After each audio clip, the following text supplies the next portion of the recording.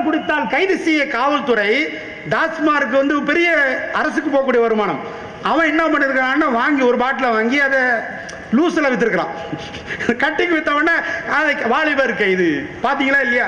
பெரியாஸ்பத்திரியுடைய லட்சணத்தை பார்த்தீங்கன்னா, மதுரையில் பிரமாண்டமான தென் தமிழகத்தில் முக்கிய நகரமாக இருக்கக்கூடிய பார்த்தீங்க சமீபத்தில் பார்த்தீங்கன்னா, அங்கே பெரியார் அந்த இது ராஜாஜி பொது மருத்துவமனையில் குரங்கு அழிச்சாட்டியம் பண்ணுகிறது.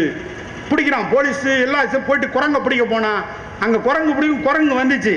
ஆனால் அதோடு சேர்ந்து பாம்புகள் வந்தது. யாரும் பாம்பை அடிக்காம ஏற்கனவே அது வாழ்ந்துட்டு இருக்கு. ஏன்னா பாம்பை தெய்வமாக வணங்கக்கூடிய மக்கள் இருக்கும் பொழுது, அறியாமல் இருக்கும் பொழுது அதை அடிக்கக்கூடாது, நாகாதேவின்னு விட்டு வச்சிருக்கலாம். அது என்ன அடிச்சுன்னு சொன்னா அதையும் பிடிச்சிட்டு வரோம். குரங்கு பிடிக்க போனோம், குரங்கும் கிடைத்தது, பாம்புகள் அங்கே இருந்தது. ஆஸ்பத்திரியுடைய லட்சணத்தை பாருங்கள். டெங்கு காய்ச்சல் பரவக்கூடிய முதன்மை மாவட்டமாக மதுரை திகழும் என்ற அபாயம் வருகிறது. தினமும் செத்துக் கொண்டிருக்கிறார்கள். பச்சிலம் குழந்தைகள் செத்துக் கொண்டிருக்கிறார்கள். சரியான மின்சாரம் இல்லை, போதிய அளவிற்கு சரியான தண்ணீர் இல்லை, குடிநீர் வழங்கப்படுவதில்லை. எல்லாவற்றிலும் கலப்படம், எல்லாவற்றிலும் அந்த கீழான நிலைகளில் இந்த அரசு செல்லக்கூடிய இந்த காட்சிகளை பார்க்கிறோம். இதற்கெல்லாம் ஒரு தீர்வாக விடிவாக இந்த திருக்குரான் காட்டக்கூடிய வழிகாட்டுதல் மட்டும்தான் அமையும் என்ற அந்த ஒப்பற்ற நோக்கத்தை வைத்துதான் இன்ஷா அல்லாஹ் வருகிற ஜனவரி 13 இந்த திருக்குரான் மாநாடு நடைபெறுகிறது. எனவே அன்பார் சகோதரர் யோசித்து பாருங்கள், என்ன செய்யலாங்க? அந்த டெங்கு காய்ச்சலை தவிர்க்கிறதுக்கு என்ன செய்யலாம் சொல்லுங்க? என்ன செய்யலாம்? கவுன்சிலிங் வழங்கலாம், மருத்துவ ரீதியாக கவுன்சிலிங் வழங்கலாம். அந்த கொசுக்கள் பரவாமல், என்னமோ ஏடிஎஸ் கொசுங்கிறான், அந்த கொசுக்கள் பரவாமல் நகரை சுத்தமாக தூய்மையாக வைத்துக் கொள்ளலாம். மாநகராட்சி இந்த சமூகத்தில், எங்கள் சமூகத்தில் இருக்கக்கூடிய இயக்கத்தை அணுகினால் இந்த மதுரையை பூங்காவனம் போன்று வைப்பார். கிட்டத்தட்ட பறக்கத்தா இருக்கு நம்ம சமூகத்தில் 18-20 இயக்கங்கள். நிறைய இளைஞர்கள் வேலை இல்லாமல் இருக்கிறாங்க. இந்த மதுரையை நீங்கள் பூங்காவா ஆக்குங்கள், நாங்கள் இருக்கிறோம் என்று சொன்னால் வேலை செய்வதற்கு தயாராக இருக்கிறார். மதுரை அப்படியே பியூரா இருக்கும். ஒரு தூய்மை கூட செய்ய முடிகிறதா? செய்யறதுக்கு விடுவானா? ஏன்னா எல்லாவற்றிலும் அந்த குழப்பங்கள், கூச்சல்கள் இருக்கின்ற அரசியல் பாலிடிக்ஸ் இருக்கின்ற காரணத்தினால் அதெல்லாம் செய்ய முடியாத நிலை இருக்கு. ஆனால் இன்று பார்க்கிறோம் பெரிய ஆஸ்பத்திரி, அதே பெரிய ஆஸ்பத்திரியில் இன்னொரு கொடுமை நடந்திருக்கிறது சமீபத்திலே. மூட நம்பிக்கைக்கு முக்கியத்துவம் அங்கே தரப்பட்டிருக்கிறது. டெங்கு காய்ச்சல் ஒழியறதுக்கு ஏன்னா இங்கேன்னு காய்ச்சல் அங்க போனா அங்க மருந்து கொடுக்கறதுக்கு பதிலாக அங்க என்ன செய்யறான், உள்ளே ஆஸ்பத்திரியில யாகம் நடத்துறான். மதுரையில் பார்த்துங்க, மற்ற வெளி இடங்கள்ல எங்கேயாவது டெங்கு காய்ச்சல் ஆஸ்பத்திரியில் யாகம் நடத்துங்க. என்ன யாகம் நடத்தினா டெங்கு போயிடும், யாகம் நடத்துகிறான். மரியாதைக்குரிய இந்த மாவட்டத்தினுடைய கலெக்டர் அதை வன்மையாக கண்டிருக்கிறார். முட்டாள்தனமான செயல், முட்டாள்தனமான செயல்.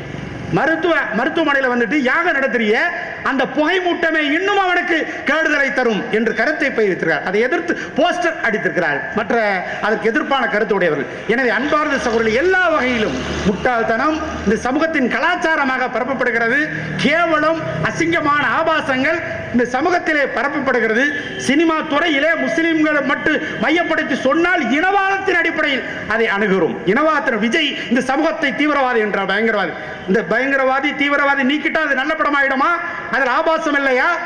ஒரு குழுவே சேர்ந்து அந்த படத்தை பார்த்துட்டு சர்டிபிகேட் வழங்குறாங்க. அதை நீக்கினால் படம் போடலாம். ஆபாசத்துக்கு நாம் துணை போன குற்றவாளிகள் ஆக மாட்டோமா? சினிமா அசிங்கம் என்றதை ஒதுக்குவதற்கு ஒரு விழிப்புணர்வை ஏற்படுத்த வேண்டும்.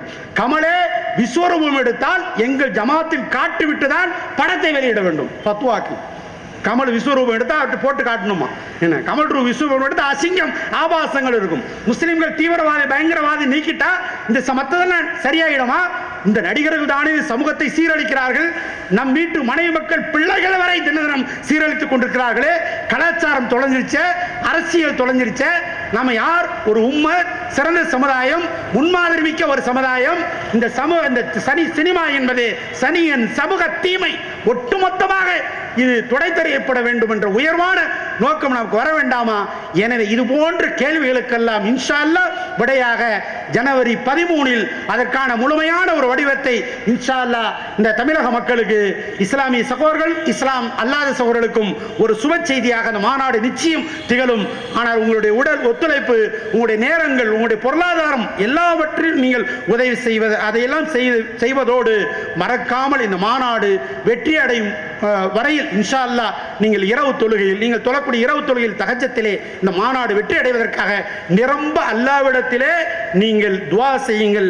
ஹுவல்லதி அர்ஸல ரசூலஹு பில் ஹுதா வ தீனில் ஹக்கி லியுலிஹிரஹு அலா தீனி குல்லி வலவு கரிஹல் காஃபிரூன் வலவு கரிகள் முஸ்ரிக்குன். அல்லாஹ் தஆலா சொல்கிறான், இந்த சத்திய இந்த வேதத்தை கொண்டு அல்லாஹ் தஆலா தன் தூதரை அனுப்பியிருக்கிறான்.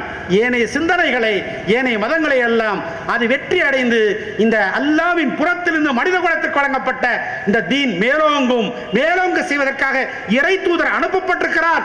இறை நிராகரிப்பால் வெறுத்த போதிலும் அது நடந்தே தீரும் என்று அல்லாஹ் தஆலா கூறுகிறான்.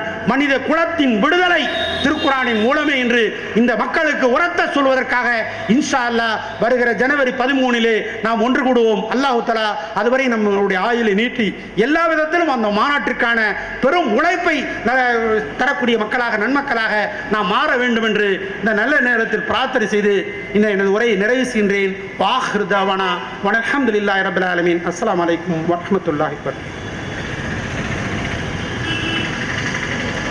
ஜஸாக்கல்லாஹ் ஹைர். இந்த மனித சமூகம் விடுதலை பெறுவதற்கு திருக்குர்ஆன் தான் தீர்வு என்று மிக அழகிய முறையில் நமக்கு உரை நிகழ்த்திய சகோதரர் நசீர் அஹ்மத் ஜமாலி அவர்களுக்கு அல்லாஹ் நற்கூலி கொடுப்பானாக. இங்கே பேசப்பட்ட பேச்சுகள் எல்லாம் மக்களை உசுப்பேற்றிவிட்டு அவர்களை குழப்பம் செய்வதற்காக அல்ல. இந்த மனித சமூகத்திற்கு அவர்கள் வணங்கும், அவர்கள் கற்பனை செய்து கொண்டிருக்கும் அவருடைய பாவச் செயல்களிலெல்லாம் நீக்கி நேரிய வழியாம் இஸ்லாம் ஒன்றுதான் வெற்றிக்குரிய மார்க்கம் என்ற அந்த வையகத்தின் வெற்றியை அவர்களுக்கும் பறைசாற்றுவதற்காகத்தான் இங்கே பல தலைப்புகளின் கீழ் சகோதரர்கள் உரை நிகழ்த்தினார்கள்.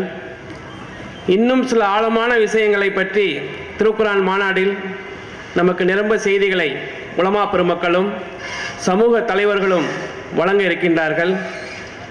இறுதியாக இந்த நிகழ்வில் இதுவரை கலந்து கொண்டு இறைவனின் திருப்பொருத்தத்தையும் நீங்கள் அடைய வேண்டும் என்ற நல்ல நோக்கத்துடன் நன்றியுரையாம் துவாவை சகோதரர் ஷேக் அப்துல்லா அவர்கள் நிகழ்த்துமாறு அன்புடன் அழைக்கின்றேன். அஸ்ஸலாமு அலைக்கும்.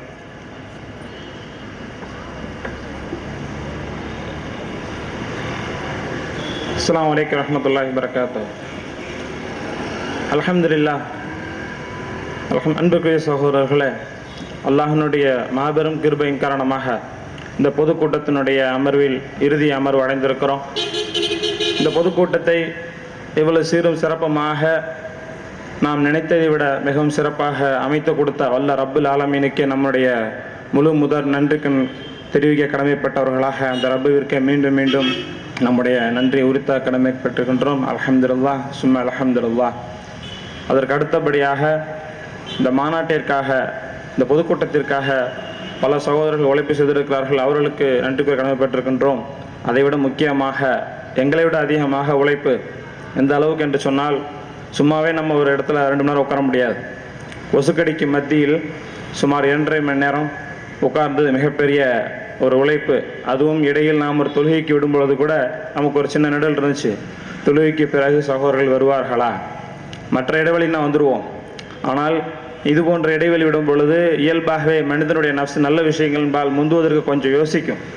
அப்படிங்கும் பொழுது இந்த இடைவெளி எங்கே ஒரு தடையாக இருக்குமோ என்கின்ற ஒரு நம்முடைய சிந்தனையை உடைக்கும் முகமாகத்தான் நம்முடைய சகோதரர்கள் அனைவரும் திரும்பி வந்தது அதற்கு சாட்சியாக இருந்தது. அல்ஹம்துலில்லாஹ். இதுவரை பொறுமை காத்து நிகழ்ச்சியின் இறுதி வரை அமர்ந்து இதை கேட்ட சகோதரர்கள் அனைவர்களுக்கும் நன்றி கூறுகின்றோம். ஜஸாக்குமுல்லாஹ் ஹைரா. இந்த நன்றியோடு மட்டும் அல்லாமல் மிக முக்கியமான வேண்டுகோள், நடக்கவிருக்கின்ற இந்த மாநாட்டிற்காக இதே நிகழ்ச்சியை எந்த ரப்பில் ஆலமீன் நமக்கு நல்ல முறை அமைத்து கொடுத்தானோ அதே ரப்பில் ஆலமீன் மாநாட்டையும் நமக்கு சீரும் சிறப்புமாக நடத்தி தர வேண்டும் என்று துஆ செய்ய வேண்டுமாய் கேட்டுக்கொண்டு, இந்த மாநாட்டிற்காக பொருளாதார உதவியையும் தாங்களை நாடி வர இருக்கிறோம். அதற்காகவும் தாங்களுடைய உதவியை வேண்டிக் கொண்டவர்களாய், மேலும் இங்கு எவ்வாறு கலந்து கொண்டீர்களோ இதைப்போல் மட்டுமல்லாமல் இன்னும் இங்கு வராத உங்களுடைய சகோதரர்கள், உங்களுடைய குடும்பத்தார்கள் அனைவரையும் திருக்குர்ஆன் மாநாட்டிற்கு அழைத்து வந்து எந்த அல்லாஹ்வினுடைய வாக்கு மேலோங்க வேண்டும் என்பதற்காக உங்களை அழைக்கின்றோமோ அது அல்லாஹ்வுடைய வாக்கை மேலோங்க செய்வதற்கு எங்களோடு தோள் கொடுத்து உழைக்க வேண்டுமாய் உங்களையும் இங்கு வராத அனைத்து முஸ்லிம் சமுதாயத்தையும் ஏனைய அனைத்து மக்களையும் வேண்டிக் கொண்டு அனைவருக்கும் நன்றி கூறியவர்களாயும் இங்கு வந்திருக்கும் காவல்துறையினர்களுக்கும் நன்றி கூறியவர்களாய் எங்களுடைய நன்றி உரையை நிறைவு செய்கிறேன். இறுதியாக அல்லாஹுடைய தூதர் கற்றுத்தந்ததை போல ஒரு அமர்வின் போதும் களையும் பொழுது நமக்கு மார்க்கம் கற்றுத்தந்த அந்த கஃபராவை ஓதியவர்களாக நாம் களைவோம். சுபானக் அல்லாஹும வபிஹம்திக அஷ்ஹது அல்லா இலாஹா இல்லா அன்த அஸ்தக்ஃபிருக வ அத்தூபு இலைக். சுப்ஹான ரப்பிக ரப்பில் இஸ்ஸத்தி அம்மா யசிஃபூன். வஸ்ஸலாமு அலல் முர்ஸலீன். அல்ஹம்துலில்லாஹி ரப்பில் ஆலமீன். அஸ்ஸலாமு அலைக்கும் வரஹ்மத்துல்லாஹி வபரகாத்துஹு.